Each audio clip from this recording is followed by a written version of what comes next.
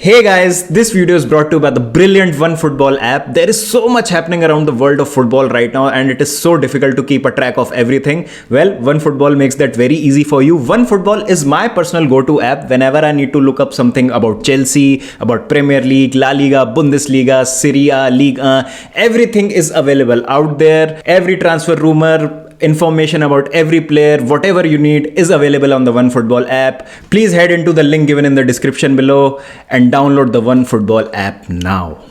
Hey guys, welcome back to another Chelsea podcast with our brother Miss, and as the Miss from the WWE says, awesome. So the few past weeks for Chelsea have been awesome. So especially the start under Graham Potter, the kind of results, both the legs that we played against AC Milan, and some transfer rumors also, and some incoming, some outgoings, all of that we will discuss. But Ms, I want to ask from you, first of all, a very warm welcome again. We meet, and Thank you, Baba. and it's such Always. a refreshing change of pace that after a long time something pleasant is there to discuss regarding Chelsea, because otherwise it was all doom and gloom, right? 100%, man. Firstly, always a pleasure to come to your channel. Your channel is a magnificent establishment, and people. I see the comments, very, very lovely comments. Thank you. And you're right. First time coming to the channel where we are happy. You know, it's not sadness anymore. It's not talking about sad feelings. So, really looking forward to these, Baba. Yes, definitely. So, what are the first impressions under Graham Potter? Okay, I know the sample space is quite less, only 5 games into his managerial stint, 4 victories and 1 game draw. And if we look at the oppositions, they were not necessarily the toughest of oppositions. Like Crystal Palace, we just scraped through a win thanks to a Gallagher worldie in the last minute. Then against Wolves, they were without their manager and they were all over the place. Then against an injury-ridden AC Milan side, which would be better if their whole 11 were playing. But we take it, bro. We take it. We didn't tell them to, have those injuries. Even we had N'Golo Conte missing. I mean, at the end of the day, Baba, you can do only what is given in front of you. You can't do any more than that. So whatever we had in front of us, we took care of it. And I have to say, yes, the opposition was weak, but we were good as well. You know how sometimes the opposition's weak, but you weren't good, you scraped a win. It wasn't that case. Like, you look at Spurs, for example. Spurs have not really been playing well consistently, but they've been picking up the wins. So you're like, dude, that's not sustainable. Soon you're going to start losing a little bit. And obviously they got hammered by Arsenal when they came up against a quality team. And this is the thing, Spurs, they've got individual players that can get them out of the trouble. We, on the other hand, in the last few games, yes, against Palace, it was a Conor Gallagher individual effort, yes. But if you remember, Baba, it wasn't a polished performance that game against Palace. It was okay, we got the win, fine. Our first polished performance was AC Milan at Stamford Bridge. Individually and as a collective, we were very disciplined, we were very professional, and we did a magnificent job against AC Milan. And then we carried on that form against Wolves. And in fact, against Wolves, I think we even played better than against AC Milan in that first game. Against Wolves, we played even better. Yes, no manager for them, and they were struggling. They've been struggling in the Premier League, but we absolutely tore them apart. The attacking football, the kind of football we played was brilliant. And one name I really need to single out, Mason Mount. He has been magnificent throughout this period. And then after Wolves, I was so confident. I was like, I'm seeing something different in this team. And I want to elaborate on this a little bit before we go on talk about other stuff as well. I think the difference that I'm seeing, Baba, that stands out. A lot of people say, "Oh, is this the new manager bounce? How long will this last?" I don't know whether this is a new manager bounce. Look, we will face troubles down the track. It's not always going to be like this, but I get the feeling players now, the communication between the manager and the player and understanding their role, they look a lot more open. They look a lot more switched Switched on. on. Yeah, Yes. they understand their role a lot better. Whereas I think Thomas Tuchel, if you look at the lineups from Graham Potter, they look pretty much identical. The lineups from Thomas Tuchel, not much really different. But the difference, the biggest difference is players with Thomas Tuchel right at the end. I'm not saying all the time, right at the end, and also last season. I think the communication, Thomas Tuchel couldn't get them to do what he wanted them to do. Whereas Graham Potter is being able to get them to do what he wants them to do. And look, I'm not surprised that we beat them at San Siro. I fully expected that. So it's good times, man. It's good times. Yes, definitely, because I would definitely agree with on you this one, because what I felt was players did not take onus on themselves when Thomas Yeah. Tuchel was around enough, and they were not, held accountable, because the Wolves game was a perfect example of that. The kind of chances that we created, it was so frustrating in the first half. Yeah. It was Yeah. like a cricket game. We were hitting everything out of the park. Down the So I track, down think the track for six. down the track for six, everything was going into the crowd. So it was good that we got the result over there. And again, the kind of clinicality that we are showing in these past 2-3 games is something that we really missed. And Aubameyang has definitely made a difference in the front line. I don't want to jinx it, because he ticks all the red boxes regarding our number 9 curse, because he is a big personality. He has had his issues in the past. He's wearing that number 9 jersey for Chelsea. Even Lukaku scored 3 goals in his first 3 games. So Oh I'm no. not I'm not going to go gaga over Aubameyang. But what I have seen him from in these 3-4 games, it is something really, really fresh.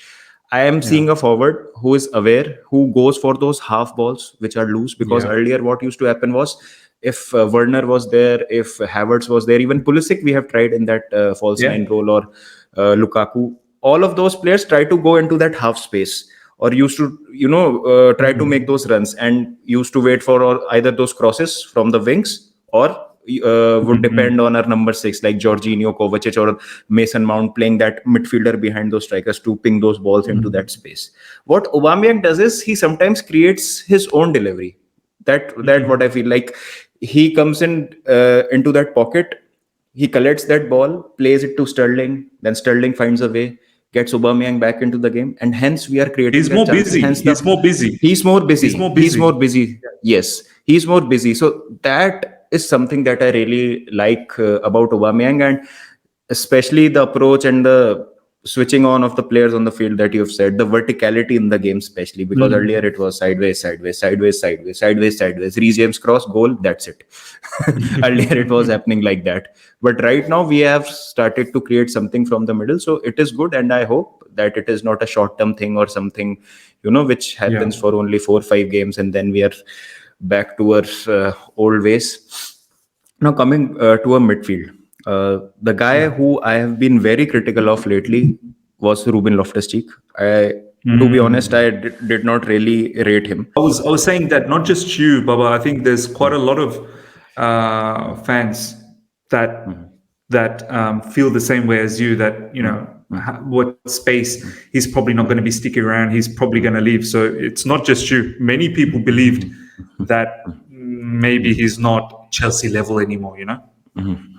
But yeah, the way he has been playing alongside Kovacic in that number 6 role, I think if he stays fit and if he's doing what he's doing, because earlier I was very critical of his decision making. I thought that he keeps hold of the ball a bit too long, a second too much he keeps the ball. All of those things he has rectified. He has become more physical. It is very difficult to overrun him in the midfield.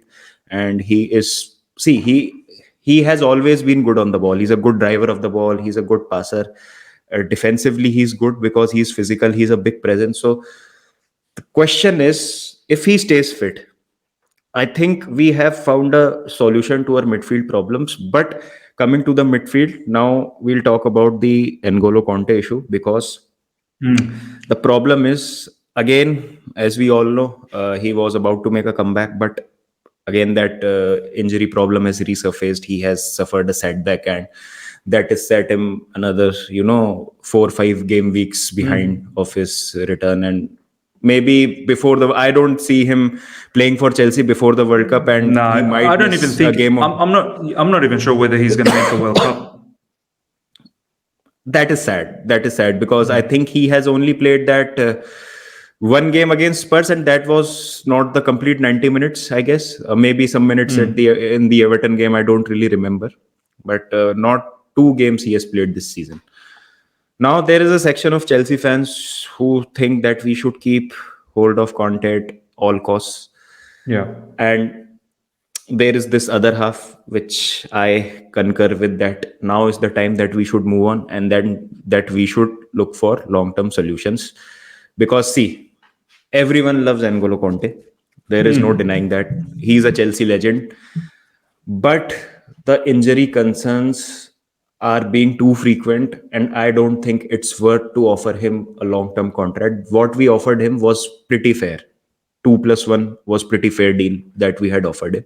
But if he wants a long term contract, I think we can't take that chance, because we'll block our own way to get a new midfielder in the Of transfer course. window if Yeah. we keep him at the club. And there is no guarantee how fit he'll be. So what's your take on that, Miss? Man, it was 2+1 initially, but right now, apparently, it's 1+1, Baba. We've taken away the 2+1. So right now, I Okay. think it's 1+1. So the waiting game has actually reduced, is actually made the situation worse for him. And the reason being is because of his injuries, right? N'Golo Kante, on the other hand, wants 3+1. He wants 4 years. It's his last contract. He wants to make sure that it's a good one. I think Baba, he's gonna leave. I don't think this is gonna happen. I think Barcelona are looking for players that are for free. He could potentially go to Barcelona. I think maybe even PSG back to Paris, but Barcelona could be a big chance. I can't see how Chelsea gives him any more than 1+1, and he wants more than 1+1. So this negotiation won't go smoothly. And on top of that, as you said, Baba, it's probably the right time to revamp, man. It's time to move on. It's time to look forward to the future. It's time to bring in some new blood. I don't know whether Ruben Loftus-Cheek is the solution for the new blood, but Ruben Loftus-Cheek is a versatile player. We can use him in many different areas. So he's got a position for the time being if he continues to play like this.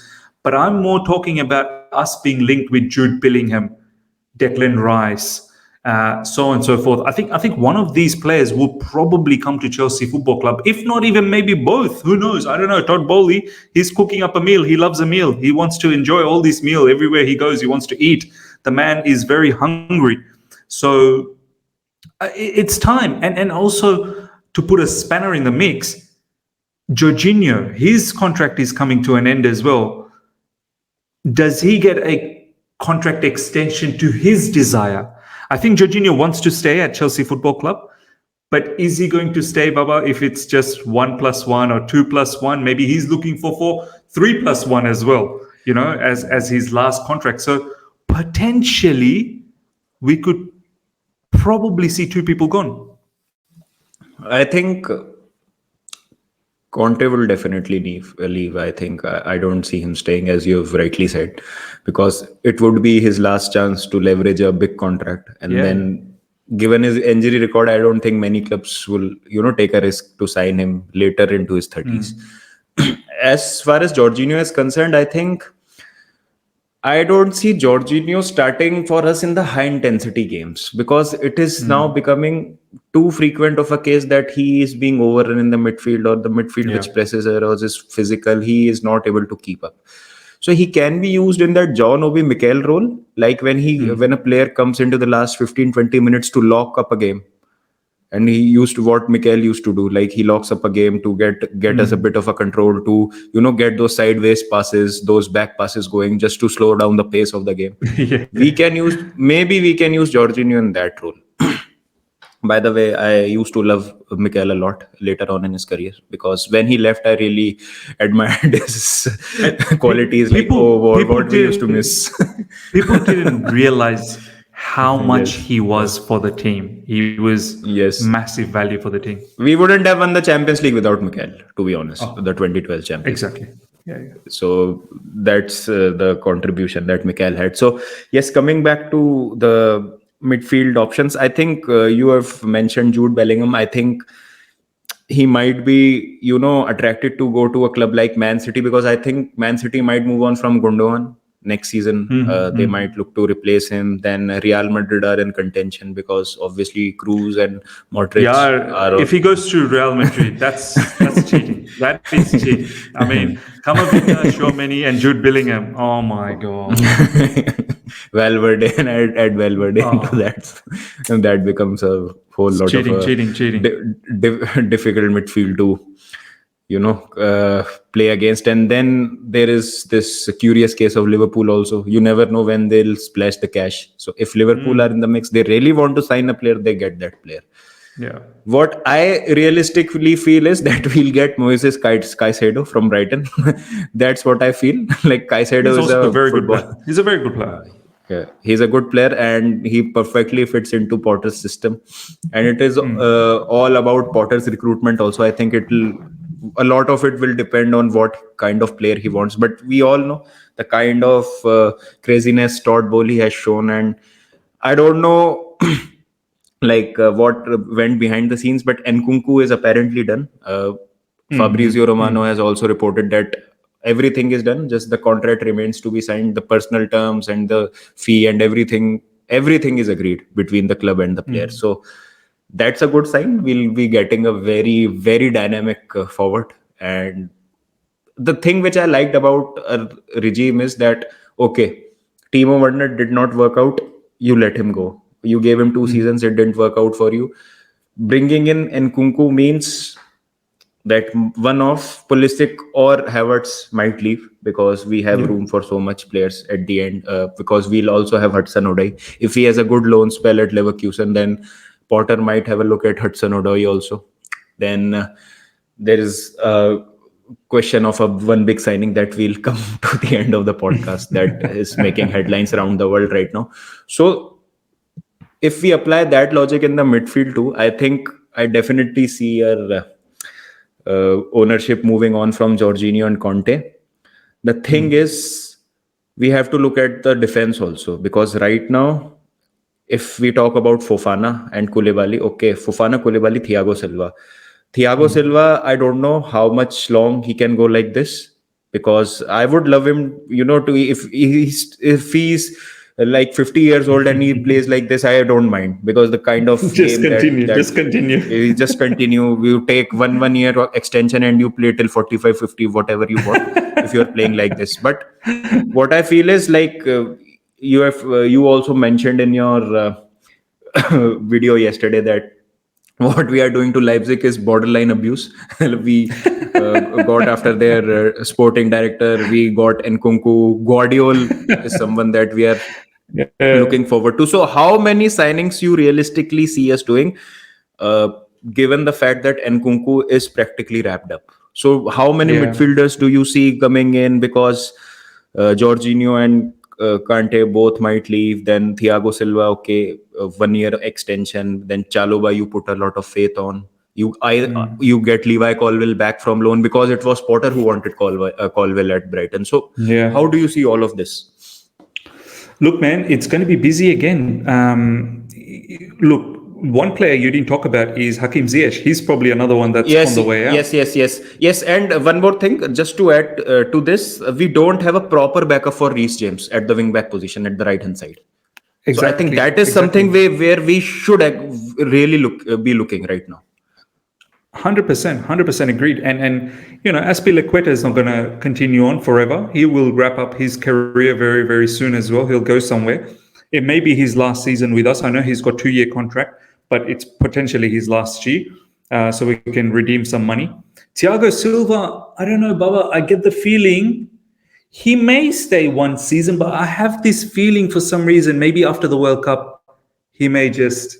I think that he hang was up his waiting boots. for the World Cup. After the World Cup, I think he might just hang the boots, because Manny's 38. I mean, yes, he can continue on, but you have to enjoy your life as well, right? Enjoy your family, But whatever happens, I wish that we give him a grand farewell at Stamford Bridge, and I hope that Oh, it's with Stamford Bridge that he retires. With Chelsea, he retires in his last season. Who knows? 100%, 100%.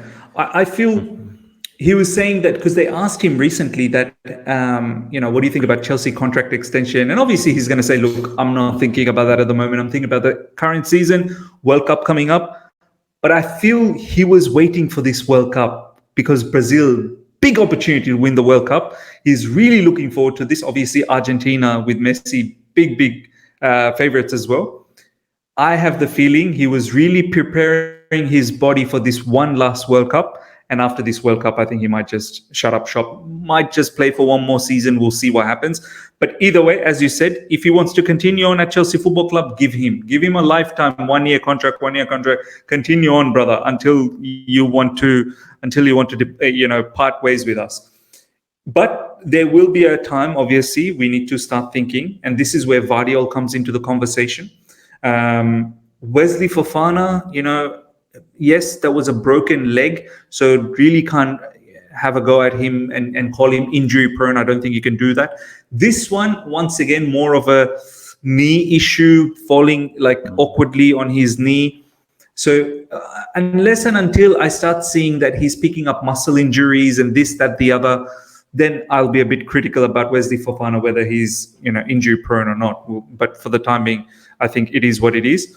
Koulibaly hopefully will take over from that Thiago Silva, that leadership role. But bottom line, we definitely need at least one defender. Azpilicueta is probably going to move on as well. So one defender, wing back, Reece James when he's injured. Where's our wing back? We don't have, like Cucurella and Chilwell, Cucurella. Now they're playing in tandem. One's playing in the Premier League, one's playing in the Champions League. You know what I mean? So it's perfect. And Cucurella can also play as a LCB. So it's perfect case scenario, right? So we need someone there for Reece James. Yes, Azpilicueta is doing a job now, but I don't always trust Azpilicueta. Do you know what I mean? I need someone younger, fresher, I'm not saying Aspi is not hungry, but someone who's a little bit more, young from that aspect of things. So defender, right wing, in midfield, minimum one midfielder. You have to expect one midfielder, whether it's January, whether it's summer. I don't really think much will happen in January. I think big sort of transfers generally happen in the summer anyway, because all the clubs, they want to keep their players, and the kind of players that we want, they probably will move in the summer. Up front, we were apparently, as Fabrizio, as you said, Baba and Nkunku, apparently before the World Cup, it may be announced. We've wrapped this up. Before the World Cup starts, he may be announced for Chelsea, which is fantastic. We are not going to pay the release clause. We are actually going to pay something more than the release clause. This is a big reason why Leipzig is entertaining this. And apparently it's not going to be all cash straight up. It's going to be in installments. They want it in installments. Fantastic. And we're probably going to get... Yeah, I like Nkunku. I know a lot of people are a bit worried that Bundesliga tax this, that. I was also worried, but I've been watching him specifically. Far more technical, Baba. He's far more technical than Timo Werner. His ball control, everything is a lot better. So from that perspective, it's all good. And we may get one more attacker, because obviously Hakim Ziyech or Christian Pulisic, even Kai Havertz. This is Kai Havertz' big season. If you're not working out, I have a big feeling he might be going to Bayern Munich. I just have this feeling he's probably Bayern Munich bound. It's perfect, isn't it? Role model, German international. It's perfect for that Bayern Munich structure. So look, is everything going to happen in the next summer? I don't think so. But you would expect, and I think this is why Todd Bowley is trying to get these players early. Nkunku early, Vardiol early. We'll see what happens, if that happens or not. But He's trying to get as many people signed before, so that there is no a war, a bidding war and this that. But look, by next summer, I don't know whether we're going to do a lot in the January, Baba, but I think next summer we should see more players going and some players coming out. Let's talk about Zakaria. I think he is Saul 2.0. Right now, it seems like this because what we've been hearing is that he will be sent back to Juventus in January, and Graham Potter really does not, I don't understand. What sees was him the in his point? plans. What was the point of I think it playing was this Tuchel guy? signing that. I think it was Tuchel How signing. can it be, Baba? How can it be if it's Tuchel signing? These owners knew beforehand, because Zakaria was brought in, and then only a few days later Tuchel got sacked. So these owners knew they were going to sack Tuchel. Why give Tuchel his man? Like, it doesn't make sense to me. You know what I mean? I think it was a panic buy because issues in the midfield were quite evident. So the only half decent midfielder that we could find at the last moment was Zakaria, and we got him. So I think it is very tough on him because I can't make a objective judgment because I haven't seen him play even a minute. So I can't say anything about Zakaria, bad or good. So like, should he be given chances, or is it right for us to send him back? Because Saul was given plenty of chances, though out of position, I agree. But we saw quite a bit of Saul. But Zakaria, we haven't seen anything. So it is really something that we need to look at. But definitely, it is going to be a busy transfer window. What do you think about Declan Rice? Do you think is there any chance that we'll sign him finally this time around?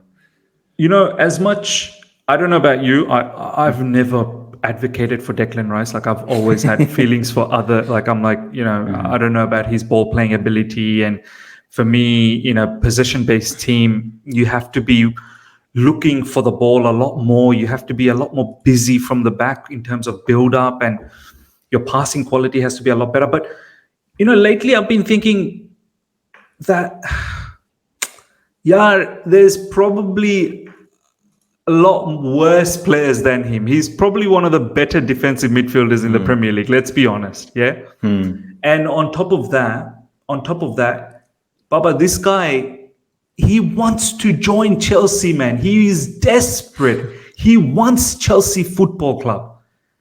How many players out there in world football right now are like screaming for Chelsea? We have to always pitch. We always have to sell, like a salesman, yeah, come to Chelsea. This is what you're going to get, this, that, the.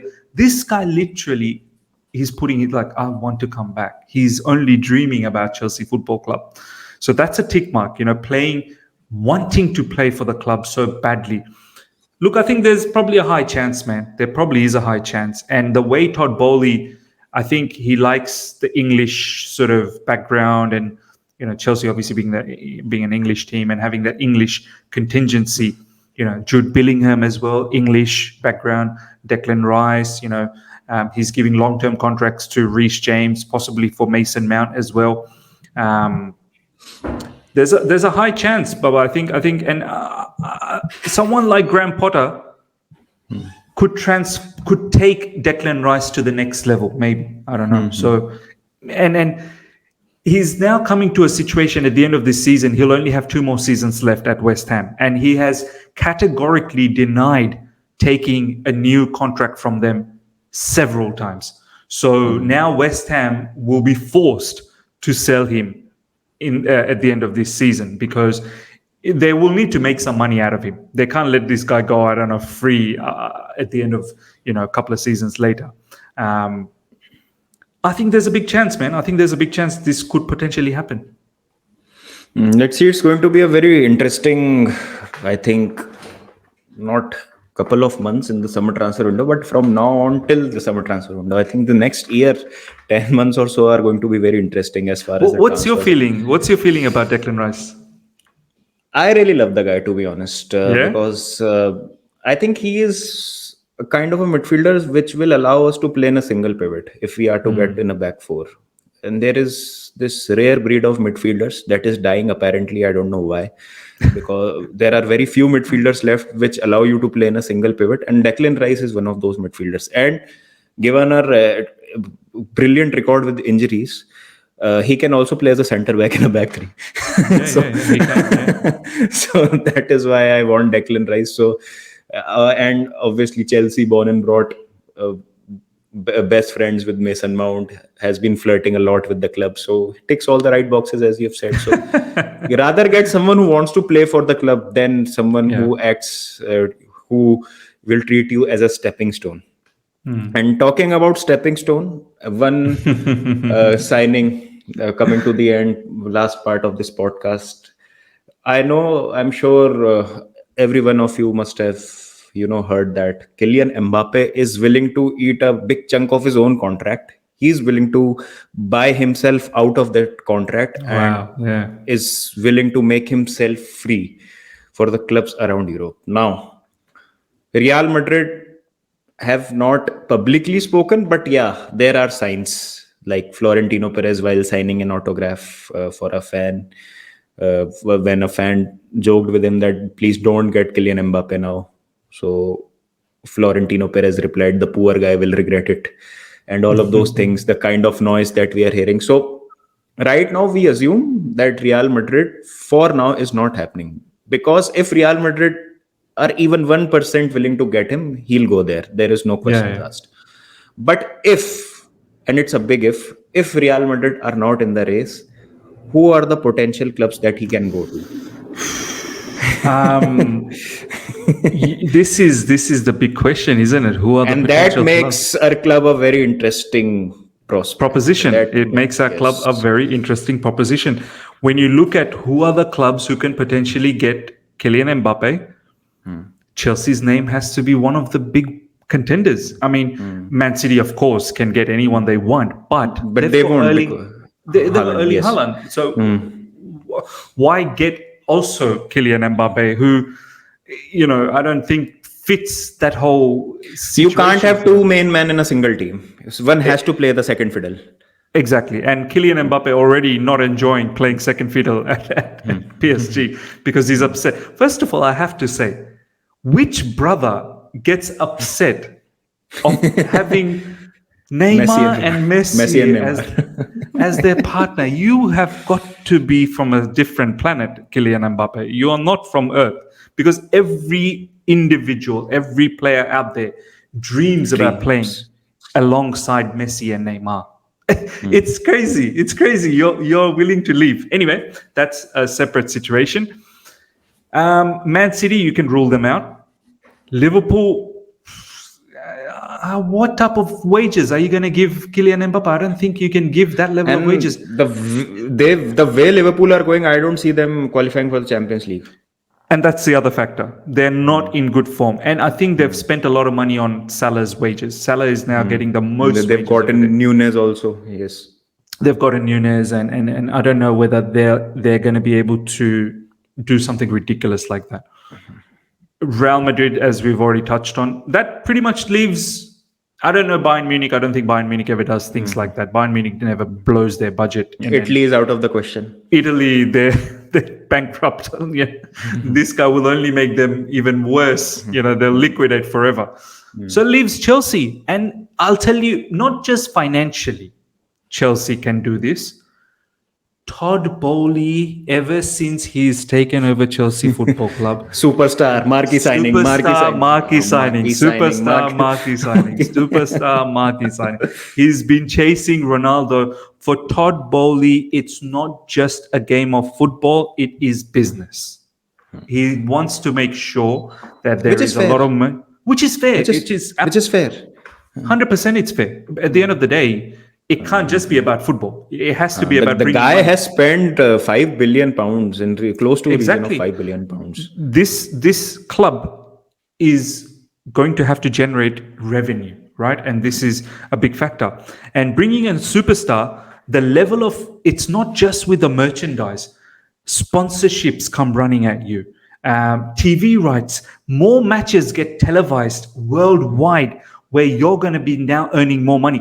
You bring someone like Kylian Mbappe, let's say for 300 million, because apparently this is what PSG wants, 300 to 350 million, right? Which is going to be some sort of a record. I think that will break the record. Right now, I think Neymar holds that record. So you bring in someone like Kylian Mbappe, easily you'll get TV rights from the US where they're trying to make it even better over there. He's going to easily pick up that 300, 350 million. And this is what makes this situation very interesting. But Baba, I don't want it. I don't want this guy, because this guy will get people sacked. He will get Potter sacked. He will make divisions in the team. He will make it very uncomfortable. If it's not his way, then it's the highway. Do you know what I mean? Like, Yes. This guy was upset with PSG because PSG apparently didn't, the transfer market didn't go according to his plan. He wanted more French young international players. He wanted to get rid of all these old ones and bring in some young French international players. He wanted a pivot player up front. He wanted like a Giroud striker up front so he can play off that particular striker. This guy seems to have a lot of demand, and I don't know whether Chelsea Football Club is ready for this guy, because if you thought Lukaku was bad, this guy is 10 times the ego of Lukaku. And it's not just even about his own ego. His parents, his mother is very, very involved in his matters. And she's sometimes a big negative influence in all of this. You would have seen in Euros what happened with France and the commotion that this guy created, right? Along with a whole heap of other players. So, look, man, bottom line, I think Chelsea is probably one of the biggest candidates of getting him. But I don't know whether Graham Potter can Graham Potter work with him? See, my biggest worry with Mbappe coming to Chelsea is like Graham Potter might be a great tactician, might be a good manager, but he has never had experience of managing such big egos and such big superstars. You remember, in the last summer transfer window, when we were about to sign Lukaku, there was this report. It was from Simon Phillips or Matt Law, I don't really remember, but it was from one of our Chelsea outlets only, that Thomas Tuchel specifically told Marina and co that do not go after Kylian Mbappe even if he's available for free. Don't even try to think about signing him, because he's a difficult personality to manage and he does not work hard enough for the team. The kind of work rate that he wants from his inside forward, like what Werner used to do, what Sterling would have done if he would have played under Thomas Tuchel. So there were some signs. Okay, Kylian Mbappe might be the best footballer right now on the planet, but he comes with a lot of baggage. And as you rightly said, I would pick Rafael Leao any day of the week. If we above Kylian Mbappe, if we talk about only the footballing aspects, but okay, there is no comparison. The kind of caliber that Mbappe is and Rafael Leao is generational. Mbappe is generational. Mbappe is generational, but is he willing to work for the team? Is he willing to tone his ego down, his personal ambitions down? And what's the guarantee that for a couple of seasons Chelsea go big, create everything for him, and those 2 years he's performing okay for Chelsea, but he's mending his relationship again with Real Madrid at that time. And once they get the green light, Benzema leaves or anyone See ya, tata, bye bye. Headline: was good. Kylian Mbappe is missing from training, is refusing to come to training. And then Matt Law breaking article. Thibaut Courtois again, all over again. So I don't want all of that. Maybe Rafael Leao would like to work with us, be long term, because right now, let's face it, AC Milan, Chelsea, coming to Chelsea is a step up right now. For sure. Yeah. You'll get to compete in the best league in the world. You are guaranteed Champions League football as of now. Abhi to jo lag raha hai. So I think it creates a lot more problems than it solves. But again, it's down to the manager, it's down to the owner. And See, owner, I hope that he's not a puppet manager. He is not brought in just to be a yes man. Okay, I'll get you Mbappe, you have to play him. I'll get you this player, you have to play him. I'll get you Ronaldo, you have to play him. Because Tuchel was very demanding with all the people around him, especially the management. So, do you think that is the case? The final point that we'll discuss. I think, look, I don't think Graham Potter will be a yes man, but I think he will, as Todd Bowley likes to say, we want someone who will collaborate. Like you and me, we're collaborating right now. Do you know what I mean? He wants someone who will collaborate. What does collaboration mean? There has to be a mutual understanding, right? I think Todd Bowley, this is just my theory. I think Todd Bowley will go to Graham Potter and say, Graham, I need to have a superstar in the team. Do you understand? I need to have a superstar. There needs to someone come in. Now, I have a selection of Cristiano Ronaldo, Kylian Mbappe, and so on and so forth. You tell me if you can work or who would you fancy out of here that makes sense to you. And you can also tell me if none of these make sense to you, that's fine. Be open, because I want to make sure that it doesn't disrupt your style, your philosophy. And if you have a superstar in your head who could perhaps do better, then let me know. But I think the bottom line, Baba, Bowley wants a superstar in the team, a marquee signing. And I think this is where Graham Potter will have to say, okay, you're the owner. I have to collaborate with you. I have to sort of listen to what you want as well. This is your team. This is, you've bought the team, so you can do what you want to do with the team. But I think Graham Potter will have a say whether he wants XYZ players or not. You know what I mean? And I'm thinking Graham Potter, at the moment, what it looks like, and this is even before Graham Potter, maybe Graham Potter was already involved in this. I don't know, because God knows when Todd Bowley started talking to Graham Potter. It feels like maybe even the Nkunku deal, maybe Graham Potter was involved. I think Rafael Leao, the kind of relationship Todd Bowley is creating with AC Milan, taking them out for dinners and having coffees, talking about Ruben Loftus-Cheek and this, that, the other. And this isn't just now. This was in the summer as well. There were rumors with Rafael Leao. I think, and also on top of that, Rafael Leao, the court case that he has, he apparently owes 20 million to Sporting Lisbon, or I can't remember. I think it's Sporting Lisbon, isn't it, where he was before. Todd Bowley is looking to pay that out. He said, I'm willing to take care of that court case. Don't worry. I'll make sure it's clear. So that could be another exciting thing. I think AC Milan, they're not being able to give him the kind of money. They're offering him something like 6-7 million euros per year contract. That's the new contract. And I'm like, dude, you're probably going to be able to earn at least minimum 10-11 million euros at Chelsea Football Club. Easy. So that could be a factor. So look, I think Rafael Leao, and also, I know a lot of people don't want to take this seriously, but there are certain things behind this. Several Chelsea players, off the back of the first AC Milan match, started following Rafael Leao. And Rafael Leao consequently started following them back as well. Whether that means anything, that's for you to decide, people. But all of these things that I've said, and then you add that as well, I think there's a strong chance he's probably going to come to Chelsea Football Club. But just imagine our front line. Rafael Leao, Nkunku, Mbappe, and with Aubameyang and Sterling as the backups. That is something which is too good to be true. Hence, it will not happen. Okay, guys. So please do let us know your thoughts in the comment section. Which all signings you look forward to? Which signings you think that Chelsea have to do in any case to be competitive next season also, and which signings you think, which players you think that we need to let go of now and we should move on.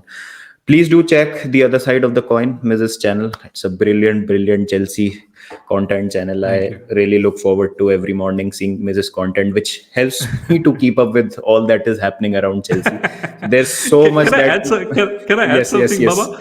You know Yes, please. you know how you said that by watching what I do, the news, it gives you the whole idea of what the news is. I do the same thing with like PYS, his Twitter, and then Eunice's channel or whoever. So it's good. All of these content creators, we all help each other out, and it's fantastic, man. It should always be like that. Definitely, this synergy must go on, and this beautiful thing that we are trying to create, that is something really nice to look forward to. So, yes, please, guys, do check out the other side of the coin, and we'll meet again and see you soon, guys. Take care, bye bye, and up the chels.